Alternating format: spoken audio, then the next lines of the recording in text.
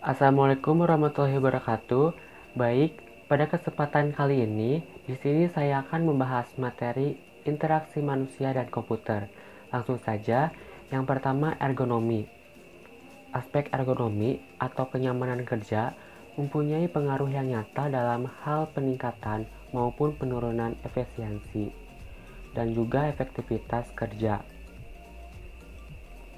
Aspek-aspek dasar yang berhubungan dengan fungsi penggunaan yaitu stasiun kerja, lingkungan kerja, durasi kerja, tipe pekerjaan, dan beban psikologi. Aspek kesehatan seperti beban visual berkaitan dengan iritasi mata, pandangan yang mengabur.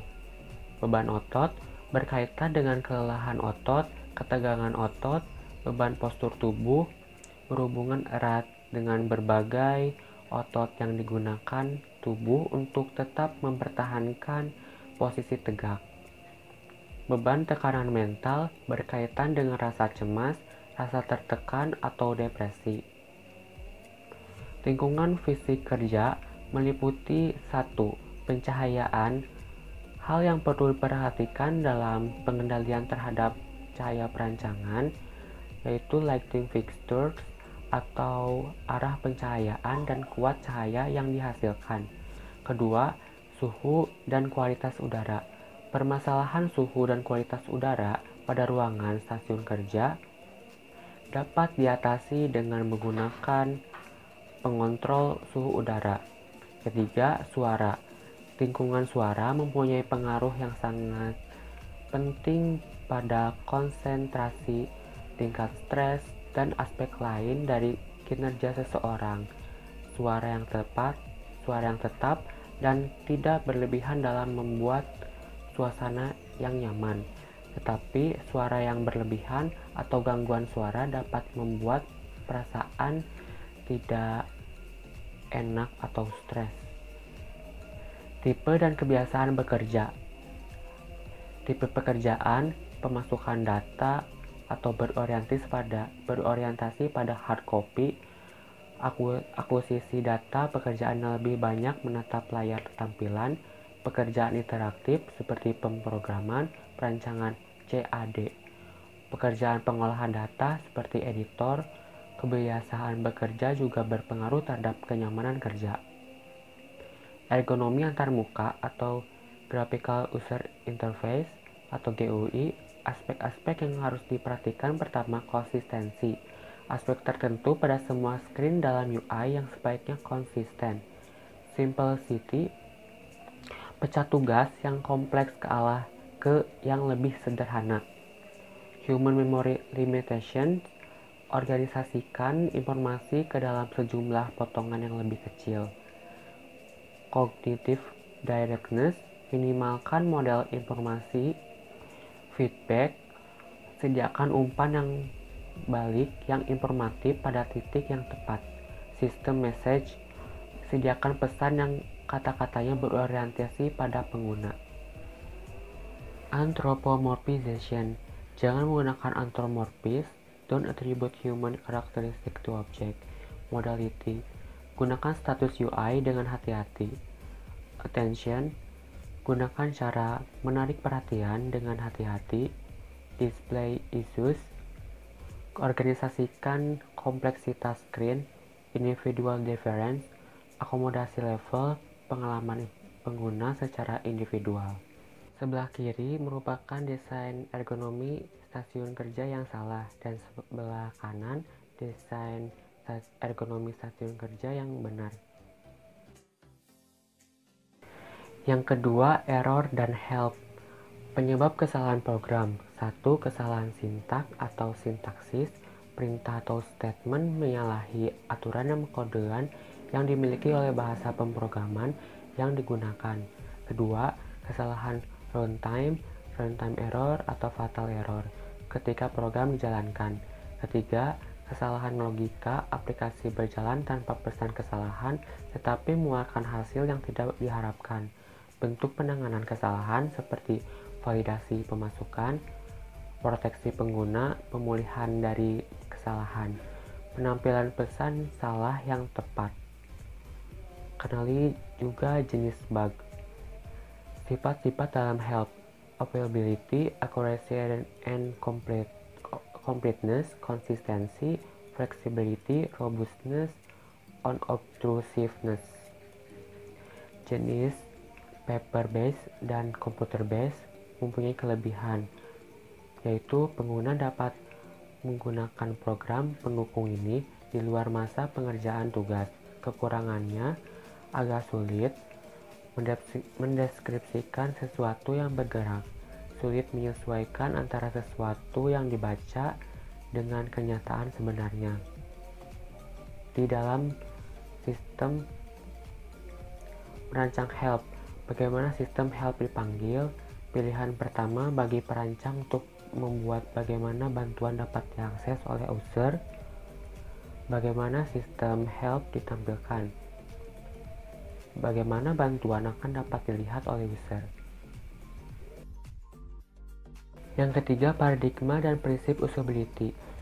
Dengan adanya paradigma usability yang mulanya menggunakan mainframe berubah menjadi desktop komputer dan juga pocket PC yang mudah untuk dibawa kemana saja. Prinsip usability. 1. Learnability. Kemudahan bagi pengguna untuk menggunakan sistem secara efektif dan mencapai kinerja yang paling optimal. Kedua, flexibility. Variasi cara atau model bagi pengguna dari sistem dalam mencapai suatu tujuan tertentu. Ketiga, effectiveness atau robustness. Kehandalan sebuah sistem dalam mencapai tujuan khususnya dari sudut pandang pengguna. Prinsip-prinsip yang mempengaruhi tingkat learnability. Ke-1, predictability. Pengetahuan pengguna mengenai interaksi yang telah dilakukan. Kedua, feedback. Seberapa jauh pengguna mengetahui akibat dari suatu interaksi. Ketiga, familiarity atau pengguna dapat melakukan dalam desain sistem. 4. Generalizability. Membuat desain operasi sistem yang juga berlaku sama di operasi lain yang sejenis.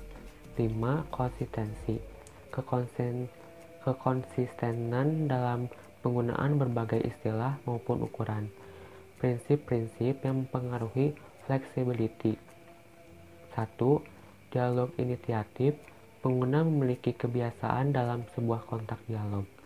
2. Multi-threading. Melakukan pekerjaan lebih dari satu di waktu yang bersamaan. Ketiga, task migratability. Kemampuan untuk melakukan migrasi. 4. Substitutivity, sejenis shortcut. 5. Customizability, contohnya pengaturan toolbar dan letak icon. Prinsip-prinsip yang mempengaruhi tingkat effectiveness. 1. Observability. Pengetahuan dapat melakukan observasi pendahuluan sebelum benar-benar melakukan proses yang sesungguhnya. Kedua, recoverability. Kemampuan koreksi dari sistem jika pengguna melakukan kesalahan. Ketiga, responsiveness. Sistem mampu menerima tindakan user secara stabil. Keempat, task conformance. Keamanan pengguna dalam melakukan pekerjaan. Baik, selanjutnya perancangan antarmuka bagian 1. Mendefinisikan pengguna dan kebutuhan usability. Pada kategori aplikasi general purpose, aplikasi yang sudah umum digunakan oleh pengguna atau public software. Special purpose, aplikasi yang digunakan untuk keperluan khusus kepada penggunanya atau dedicated software. Pendekatan dalam perancangan antarmuka. User-centered design. Pengguna menyampaikan keinginannya dan perancangan menggambar keinginan pengguna sambil menjelaskan untung ruginya. User design. Pengguna merancang sendiri wajah antarmuka yang diinginkan. Define user and Usability Requirement, menentukan siapa pengguna dan kebutuhan penggunaan sistem. Model User Task membuat abstraksi tugas-tugas yang akan dikerjakan oleh pengguna. Model User Object mendesain objek-objek yang akan digunakan oleh pengguna. Define Style Guide menentukan corak antarmuka agar konsisten bagi pengguna. Desain GUI membuat rancangan antarmuka. Prototype membuat prototipe antarmuka. Evaluasi mengevaluasi pencapaian kebutuhan kualitas. Define User and Usability Requirement yang bertujuan untuk mengidentifikasi pengguna sistem, memahami karakteristik pengguna, menentukan kebutuhan usability sistem. Bagian-bagian sistem scope, batasan-batasan atau cakupan sistem yang akan dibuat. Sistem requirement yaitu kebutuhan fungsional atau non-fungsional yang bersifat kritis bagi sistem. User roles, peran-peran pengguna dalam sistem. User class, kelompok-kelompok pengguna yang beranggota, pengguna yang memiliki kemiripan pola dan karakteristik usability requirements, kebutuhan kualitas yang harus dicapai.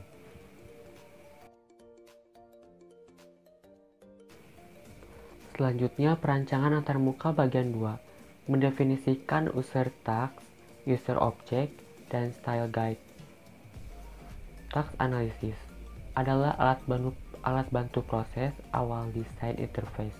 Task analysis berguna untuk menyediakan informasi yang berguna dalam pengambilan keputusan desain. Metode task analysis. Pertama, task decomposition. Suatu task dipecah menjadi subtask yang berurutan. Knowledge, pendekatan base teknik.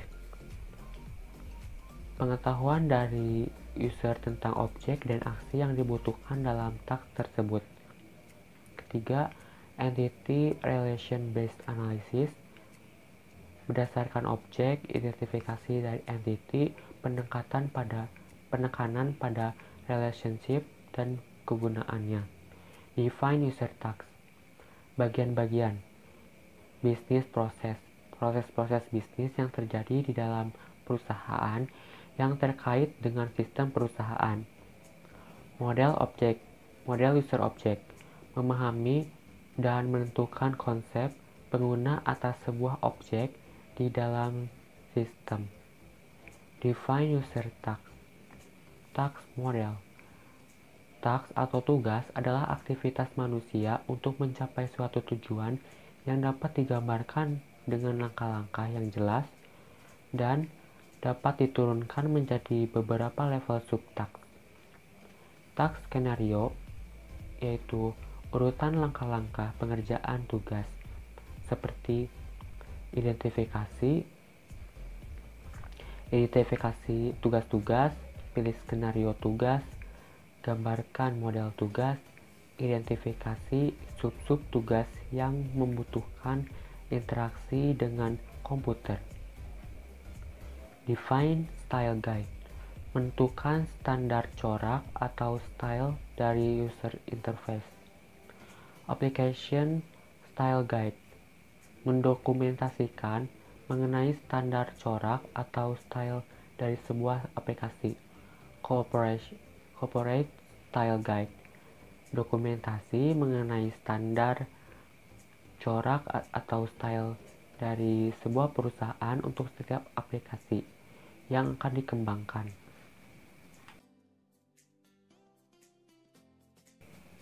Selanjutnya, perancangan antarmuka bagian 3, desain UI. Proses desain antarmuka. Menggunakan struktur tugas, desain struktur antarmuka mendefinisikan komponen dasar dari antarmuka dan bagaimana mereka bekerja sama untuk menyediakan fungsionalitas untuk pengguna. Prinsip desain antarmuka bagi pengguna. Setiap elemen harus bermakna bagi pengguna dan bertujuan untuk membantu pengguna dalam melakukan taks atau tugas. Minimalkan noise atau informasi yang tidak berguna. Maksimalkan signal atau informasi yang berguna. Selanjutnya konsisten, sesuai dengan pengalaman, ekspektasi, konvensi, dan budaya pengguna. Terapkan konsistensi internal dalam aplikasi. Sediakan titik awal yang jelas, mulai dari sudut kiri atas layar, mengalir searah jarum jam. Bagi informasi ke dalam unit-unit yang logis, bermakna dan dapat dipahami berdasarkan keterkaitan antar data atau informasi. Navigasi dan aliran. Letakkan elemen kontrol yang paling penting atau paling sering digunakan di bagian kiri atas. Gunakan grafik untuk membandingkan data, menyajikan data dinamis, analisis statistik, ilustrasi proporsi.